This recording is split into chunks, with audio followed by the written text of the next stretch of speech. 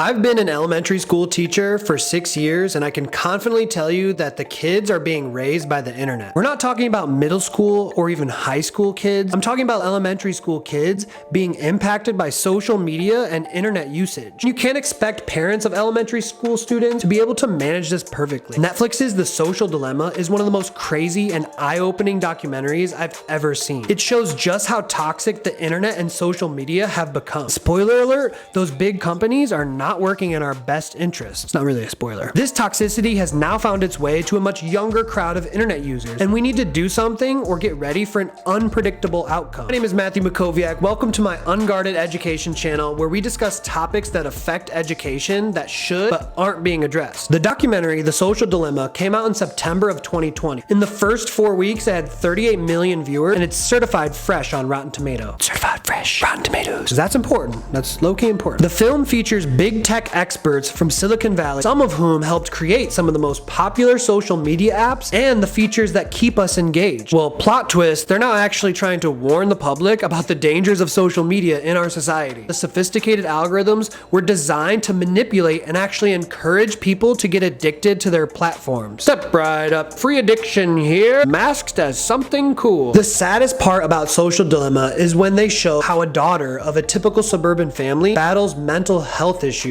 due to her constant social media use. She deletes posts and pictures that don't get enough likes, and she even cries while looking at herself in the mirror due to her poor self-image. If you haven't seen it yet, I highly recommend that you do. It's wild and super frustrating how our human weaknesses are being exploited, and it's all purposely baked into the proverbial social media cake. After I watched it, I immediately took action by turning off all notifications on my social media app. These problems are real for kids using the internet and using social media. Aren't you also on social media, Matthew? Yes, this is true. I also enjoy using social media platforms, and I've built up my discipline and self-control when it comes to social media use. I use app limits and screen time limits to make sure I'm not overdoing it. Are you saying that you limit the amount of time that you Shout out to Apple for making that a thing. You gotta give Apple props for that. Point of this video is not to say that social media is evil.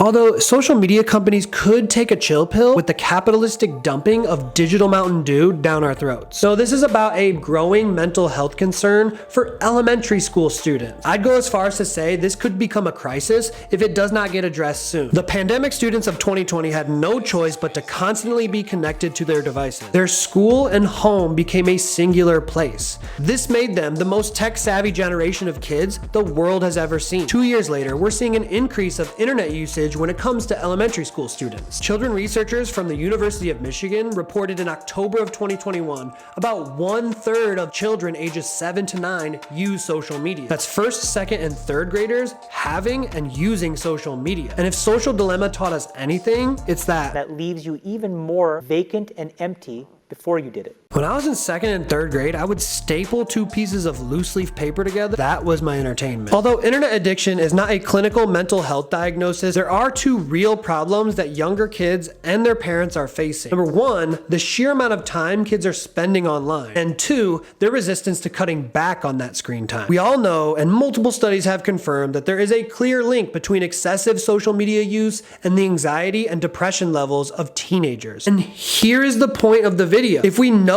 that young children are increasingly joining and using social media, and we know that that particular use of the internet is causing anxiety and depression, then why is no one doing anything about it? What's the plan? There needs to be more of an effort to aid kids on the complex battlefield that is navigating a modern day social life. I believe schools need to put themselves on the front line. If you want to see why and how they should do it, watch this video here. Please like this video and subscribe to the channel. Make sure you drop a comment below because I really want to know what you're thinking, especially if you're a teacher of elementary school students or you happen to be a parent of someone in elementary school. I love you guys. I'm out.